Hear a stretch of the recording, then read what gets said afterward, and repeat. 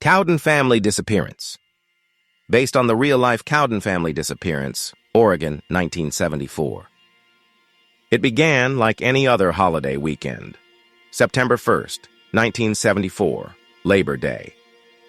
The Cowden family packed their truck for a quiet getaway in the Siskiyou Mountains of southern Oregon.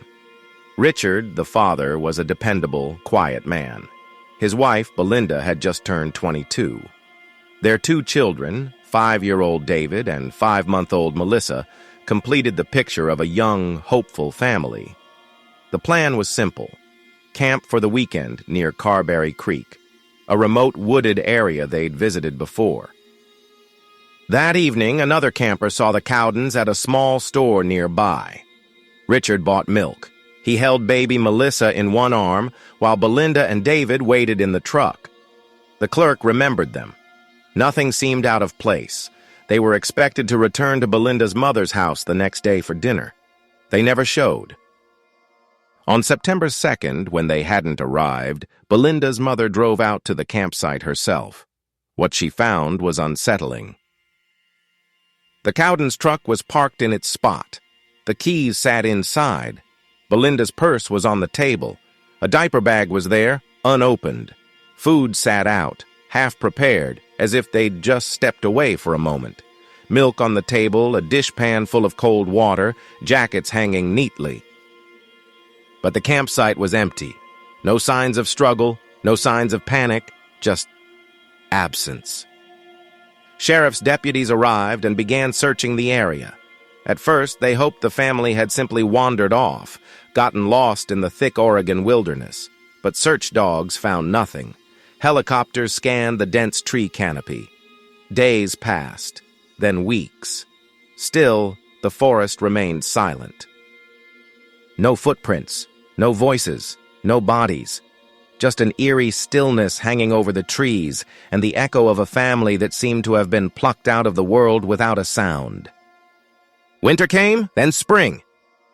On April 12, 1975, 2 hunters were hiking a remote trail roughly 7 miles from the Cowden campsite, up steep terrain through rocky crags.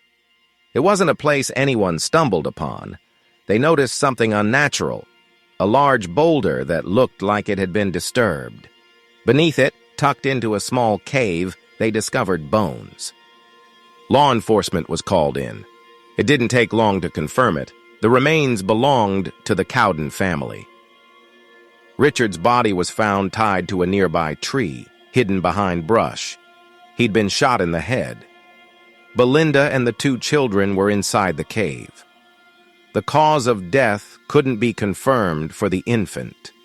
David had been bludgeoned. Belinda had died from blunt force trauma. She may have been alive when placed in the cave. Whatever happened to the Cowdens hadn't been sudden. It had been violent, intentional. Someone had brought them here. The cave was remote, hard to find, even harder to carry bodies to. Whoever did this knew the terrain, knew how to vanish into the forest, knew how to make a family disappear. The sheriff at the time would later say it was the most disturbing crime scene he'd ever worked. For years, no arrests were made. Rumors swirled. A local felon with a violent history seen in the area that weekend. Suspicion fell on one man in particular, already serving time for a separate murder. But no charges were ever filed in the Cowden case. The evidence was too thin. The killer, if still alive, has never confessed. No one heard the screams. No one saw the struggle.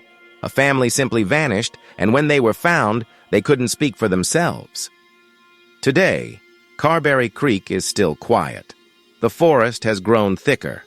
Time has softened the outlines of the tragedy, but the questions remain, hanging in the pine-scented air like smoke from a long-dead fire. Why did they leave their food behind? Who lured them away? And how did they die so silently? The Cowden family entered the woods on a warm September day with their blankets, baby bottles, and trail snacks. They were never seen alive again. Only the forest knows what happened next. And it isn't talking.